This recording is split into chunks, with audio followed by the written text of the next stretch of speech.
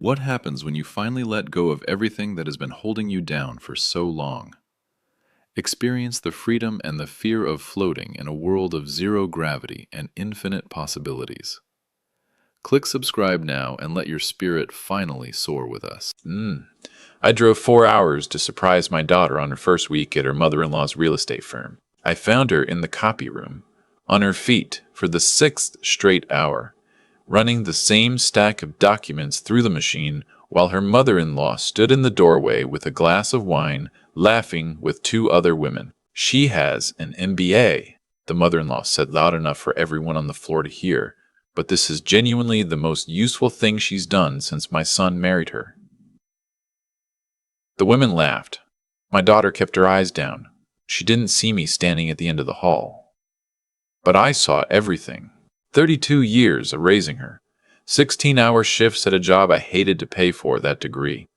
All of it so she could stand in a copy room being laughed at like she was furniture. I didn't say a word. I turned around, walked back to the elevator, and called a man I hadn't spoken to in 3 years. 6 weeks later, that woman's entire world came apart, and she never saw it coming. This is not a story about anger.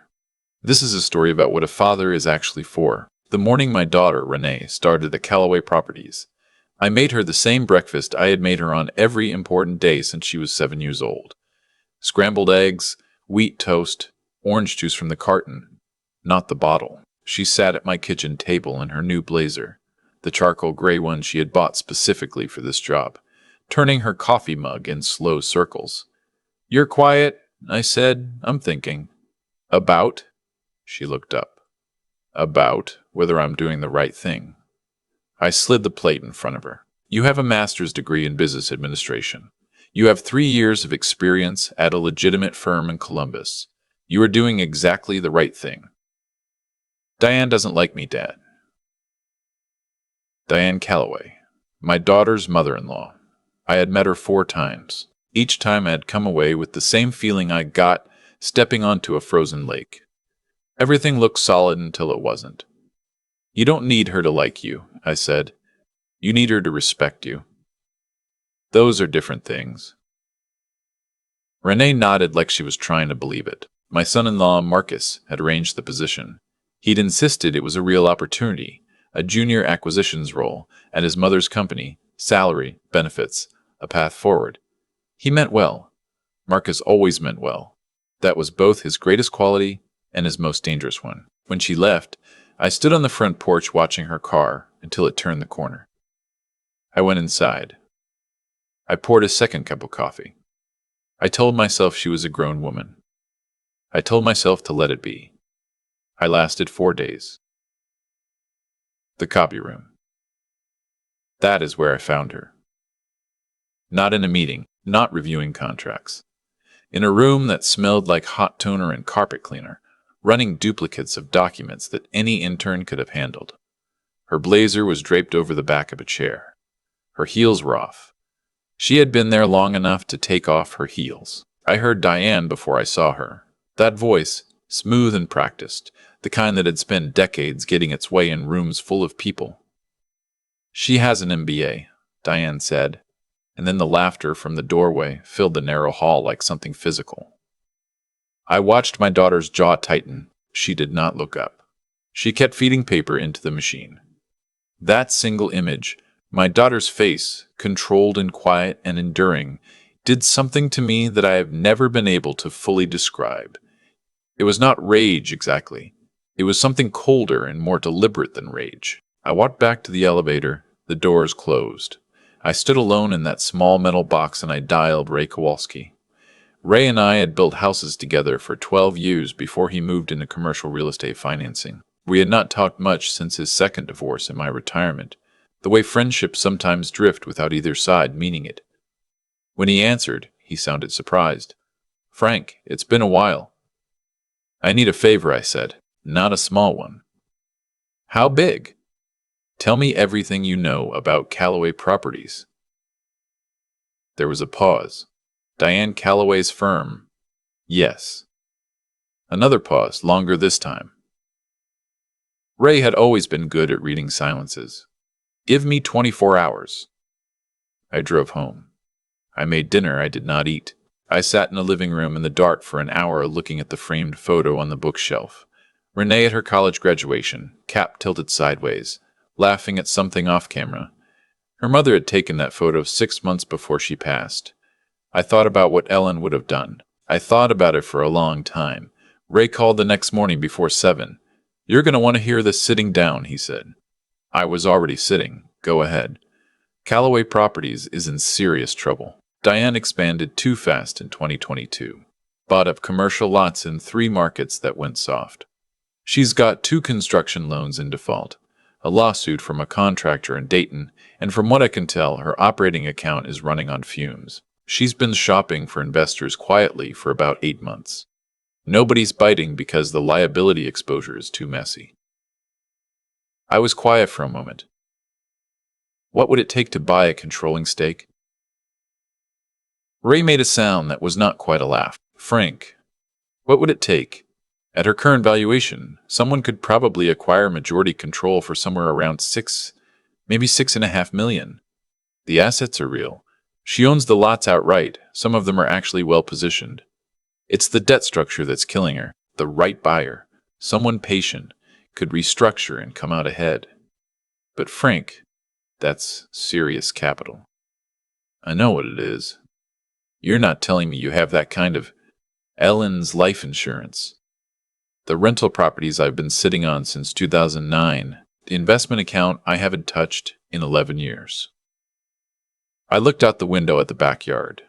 I live in a 3-bedroom house I've owned free and clear since 2004. I drive a truck with 200,000 miles on it. I did not spend the money, Ray. I saved it." He was quiet for a long time. "For what?" "I didn't know yet," I said. "Now I do." I did not tell Renee anything. This was the hardest part. Watching her come home to Marcus each evening, watching her rebuild herself each morning, watching her put that blazer back on like armor she was not sure would hold. I called her every other day. I kept my voice easy. I asked about her work without asking about Diane. What Diane was doing I learned piece by piece through Renee's careful, edited descriptions. The first week, Renee had been assigned to copy work and reception coverage because Diane had explained, everyone at Callaway starts at the foundation. The second week, Renee had been asked to organize 7 years of physical filing in the storage room. When Renee had suggested a digital migration system, the kind she had implemented at her previous firm, Diane had smiled the way a person smiles when they've already decided not to listen, and said, "We have our own way of doing things here, sweetheart." Sweetheart. Marcus, when Renee told him these things, said his mother was old-fashioned, said it would get better, said Renee needed to give it more time. He was not wrong that she was old-fashioned. He was wrong that it would get better. The fourth week, Diane held a client dinner. 8 people, a private room at an Italian restaurant downtown. Marcus was there. Several senior agents from the firm were there. Renee was there. Diane introduced everyone at the table by name and title. When she reached Renee, she paused, smiled, and said, "And this is Marcus's wife. She helps out around the office." One of the clients, a man in his 50s, glanced at Renee with something that looked like second-hand embarrassment. Renee smiled. She sat through the entire dinner. She waited until she and Marcus were in the car before she cried. Marcus called me the next morning. I was the only person Renee had told. "I don't know what to do," he said. His voice was torn in a way I recognized.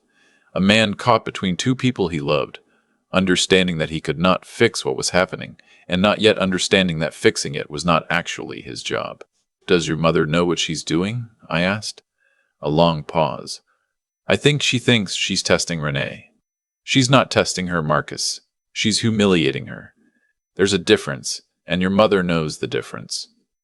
He didn't respond to that. I didn't push it. Marcus was a good man navigating a situation his mother had designed specifically to be unnavigable.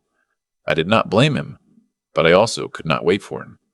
By week 5, Ray and I had a structure in place. He had brought in 2 associates, a woman named Patricia Chen, who specialized in commercial real estate acquisition, and a retired developer named George Busby, who had worked with Ray for years.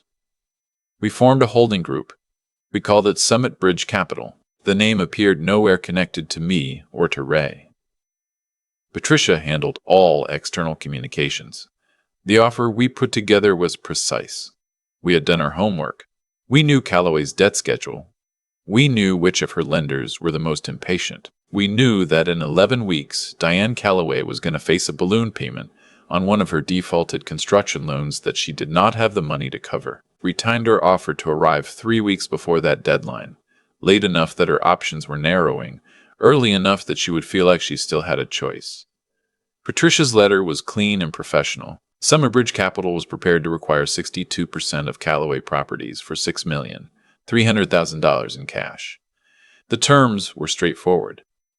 Diane would retain a minority stake in a consulting role. The firm would survive. Her name would stay on the door. Ray told me she called Patricia within 2 hours of receiving it. She wants to know who the principals are, Patricia told us. Tell her the standard answer, I said. Confidential pending execution. She'll meet them if she accepts. She's not going to like that. She doesn't have to like it. She just has to need it. Renee called me that evening. She didn't know about any of it. She was calling because Diane had assigned her to manage the catering for an office event the following week. Not coordinate, manage. Order the food, pick it up, set it up, clean it afterward. I keep telling myself it's temporary, she said. Her voice had the particular flatness of someone who has been keeping themselves together for too long. I wanted to tell her right then. I held it back. It is temporary, I said. I promise you that. Can you hold on just a little longer? Dad, what does that mean? It means trust me. Can you do that? A pause. Then, quietly, yes. Good. I love you. Get some sleep. I hung up the phone and sat in the kitchen for a long time. On the counter, there was a magnet Renee had given me years ago. A silly thing she had bought at a tourist shop in Nashville. A cartoon booth that said, "Keep on stompin'." Ellen had thought it was hilarious. We kept it long after the joke stopped being funny. The way you keep things that belonged to a time when everyone was still here. I looked at that magnet for a while. Then I called Patricia and told her to push for the meeting. Diane agreed to it face-to-face. She chose the conference room at Calloway Properties. Patricia told me later that this was a power move. Meeting on her own ground, in her own building, behind her own table. I had expected it. I was counting on it. The morning of the meeting, I put on a clean pair of khakis and a button-down shirt, the kind I wore to church when I still went regularly. Not a suit. I had not owned a suit since Ellen's funeral, and I was not going to buy one for Diane Calloway. I drove to the building in my truck. I parked between a leased Lexus and a leased Audi and walked through the front door. Patricia and George were already at the conference table when I arrived. They'd asked me to wait in the adjoining room until Diane had settled. Let her get comfortable. Let her believe this was a standard investor meeting. Let her feel in control. I agreed. I stood in that small room and I listened through the wall. Diane arrived at 9 on the dot. Her attorney, a sharp-looking man named Clifford, was with her. A financial advisor I did not know sat beside him with a laptop open. Patricia walked her through the offer. She was thorough and patient, the way a person is when they know the numbers are doing all the real work. Diane asked good questions. She was not a foolish woman, and it would be a mistake to describe her as one. She understood what was being offered. She understood what it meant. She pushed back on the percentage, asked for 51, was told 62 was the floor, watched Clifford review the documents and give a small, reluctant nod. Who are the principals behind Summit Bridge? She asked. Her voice was steady, but I had learned enough about Diane Calloway to hear the thinness in it. One primary investor and 2 associates, Patricia said. As we mentioned, they prefer to introduce themselves in person once terms are agreed in principle. I'd like to know before I agree to anything. That's your right. We can end the meeting here, and you can continue managing your current situation independently. Patricia said it without inflection, which was somehow more effective than any edge would have been. A pause. Clifford leaned over and said something quietly. Diane looked at her hands. Then, fine, bring them in. Patricia knocked twice on the adjoining door. I opened it and walked into the room. Diane looked up. She knew my face. We had met at the wedding, at 2 Thanksgivings, at a birthday party for Marcus's nephew. She had always been polite to me in the way that people are polite to those they have already decided do not matter. For a moment, she simply could not process what she was seeing. Her attorney Clifford frowned. Her financial advisor looked from me to Patricia and back. Hello, Diane, I said. She stared. Frank. Her voice was almost nothing. What are you? I am the primary investor behind Summit Bridge Capital. I pulled out the chair across from her and sat down. I'm also the man whose daughter you've had running your copy machine for 5 weeks. The silence in that room was the kind you could feel in your chest. Her attorney started to speak. Clifford was good at his job, and he recovered quickly. Mr. Purrett, I said. Frank Merritt, I said. Frank Merritt.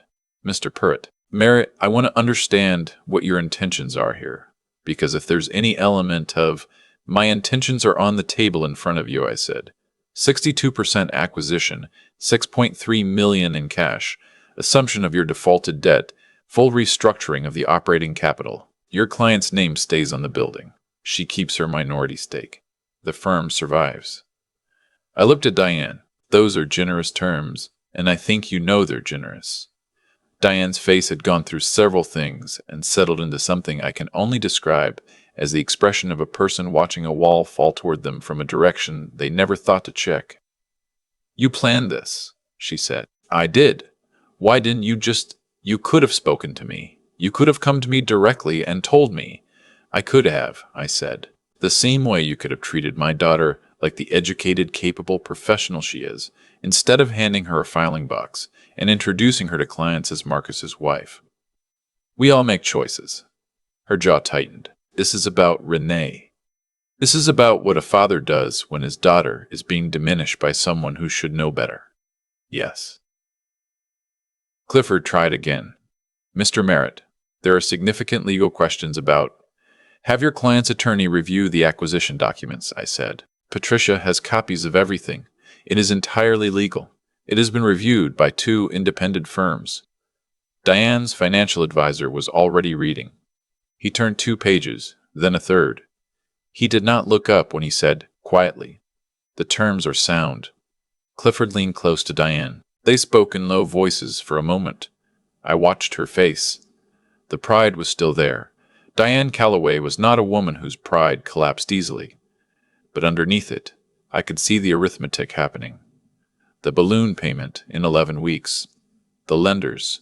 The 2 failed projects. The firm her late husband had started 28 years ago. The firm with his name still on the original incorporation documents, even though his name had never gone on the door. She looked up at me. If I sign, what happens to Renee's position? That's between Renee and her employer, I said. I won't interfere with her career. I'm buying the company, not managing it. But I'll tell you this, she will be treated with the respect her qualifications deserve, or I will find someone to run day-to-day operations who can make that happen. A long silence. Clifford said something else I couldn't hear. Diane picked up the pen. She put it down once, picked it up again. She signed. I drove straight to Renee and Marcus's house. I had called Marcus from the parking lot, told him to be home, told him it was important, told him I would explain everything. He met me at the door with his coat still on like he had just gotten there. Renee was behind him in the kitchen doorway, holding a dish towel, looking at my face, trying to read it. I came inside and sat down and told him everything. The whole thing. Ray's call. The research. The months of preparation. Patricia and George. The meeting that morning. Diane's signature.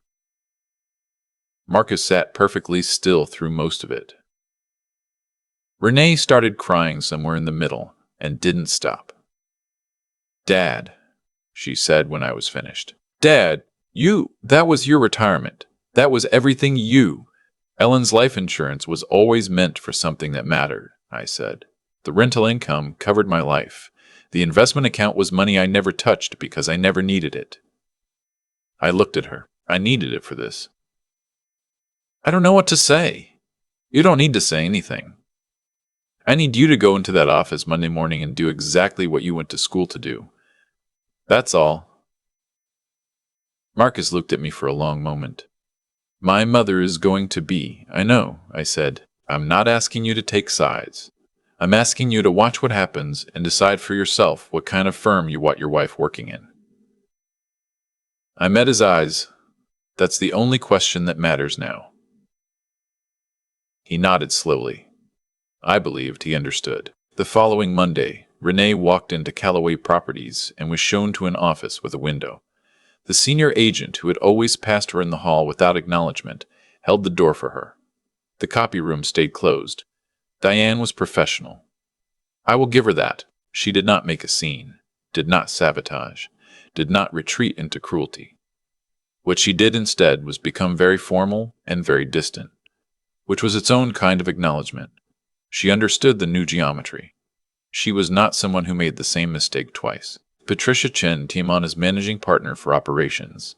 Over the following months, we restructured the debt, settled the contractor lawsuit in Dayton for a figure well below what Diane had feared, and repositioned 2 of the commercial lots that had been sitting dead for over a year. By the end of the first quarter, the firm had turned its first positive cash month in nearly 2 years. Renee led the acquisition team for one of those repositioning deals. The commercial lot in Cleveland, a complicated parcel with 3 separate title issues, had been sitting in limbo because no one at the firm had bothered to dig into the title chain. Renee spent 3 weeks on it, untangled every issue, and closed a deal that brought in more revenue than anything Callaway Properties had touched in 18 months. When the commission posted to the books, Patricia sent me a single text message: "Your daughter is exceptional." I already knew that, but I was glad someone else was saying it out loud. Diane called me once, about 4 months after the acquisition. It was a Sunday evening. I was in the backyard pulling weeds in the garden Ellen had planted years ago, and that I had never stopped tending. She did not apologize, exactly. Diane was not built for direct apology. What she said was, "I think I underestimated her.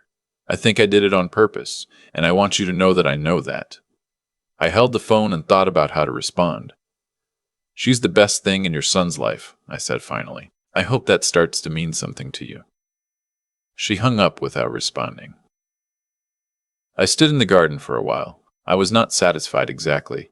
What I felt was something quieter than satisfaction, a sense of things having moved back toward where they were supposed to be. People have asked me since then whether I regret it, whether $6 million is too high a price for a point proved, whether this was really about Renee, or whether it was about me, about an old man's pride, about needing to feel useful when the world had mostly stopped asking for what I had to offer. I have thought about that honestly, and here's what I believe. There is a difference between a father who acts out of anger and a father who acts out of love. Anger wants to destroy something. Love wants to restore something. I did not set out to ruin Diane Callaway. I set out to give my daughter back the professional standing that was hers by right, and had been taken from her by someone with a title and a corner office, and 30 years of practicing condescension. Those are different things, and the difference matters. The money was real. $6,300,000 is not abstract. It was the house I did not sell after Ellen died, when every reasonable person told me to downsize. It was the trucks I drove until the engines died. It was the vacations I did not take, and the upgrades I did not buy, and the years I put in on job sites, when my knees had already started telling me it was time to stop. I made peace with spending it on the same day I decided to spend it, and I have not reopened that question since. Ellen used to say that the point of building something was to have it available when something genuinely needed building. I think that is right. I think there are men who accumulate in order to hold, and there are men who accumulate in order to be ready. I tried to be the second kind of man. I think this was the moment I was being ready for. I am 64 years old. I still live in the same 3-bedroom house. I still drive a truck, a newer one now, because the old one finally gave out, but still a truck. I have dinner with Renee and Marcus most Sundays. Sometimes Patricia Chen joins us, which has become a running joke because she and my neighbor's son-in-law seem to have developed an interest in each other that everyone can see except them. Callaway Properties. It has gone back to operating under the original name, because it turns out the name on the door still carries weight with the clients who knew the family when it was built, is doing well, not spectacularly, but honestly. Fair wages, a real structure, new hires treated like professionals from day one, regardless of who they came in with. Renee told me something a few weeks ago over breakfast. She said, "I used to think the worst thing about those 5 weeks was being disrespected. But I think the actual worst thing was getting used to it, like my brain was starting to accept it as normal." I thought about that for a long time after she said it. There is a particular cruelty in sustained small humiliation. The kind that comes not in blows, but in daily erosion, in introductions where your name is not used, in assignments designed to waste your ability, in the slow accumulation of signals that tell you you do not belong here, you are less than you think you are. Your degree and your years of work mean nothing in this room. The damage that does is not loud. It does not leave marks you can point to. It just gradually convinces a person that the diminishment is deserved. My daughter was not going to be convinced of that, not if I had anything to say about it. And it turned out I had a great deal to say about it. She asked me once, early in all of this, whether I was doing it for her or for myself. I said, "I'm doing it because watching you endure something unjust and doing nothing would mean I had misunderstood what I was for." She looked at me for a moment. Then she said, "That's very you, Dad." I took it as a compliment. Last month, Renee closed her third acquisition for the firm, a mixed-use development parcel outside of Columbus, the same city where she had started her career before coming home.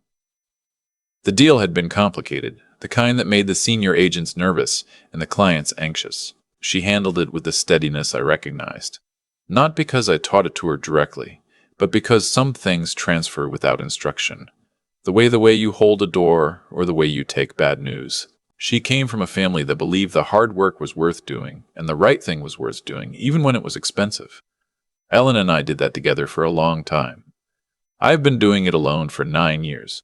Some days it is heavier than others. But on the Sunday mornings when Renee and Marcus come over and I make scrambled eggs and wheat toast and we sit at the same table where I made her breakfast on every important day since she was 7 years old, on those mornings I know exactly what I built and exactly what it was worth. Comment below if you have ever watched someone you loved be underestimated by an employer, by a family member, by someone who should have known better.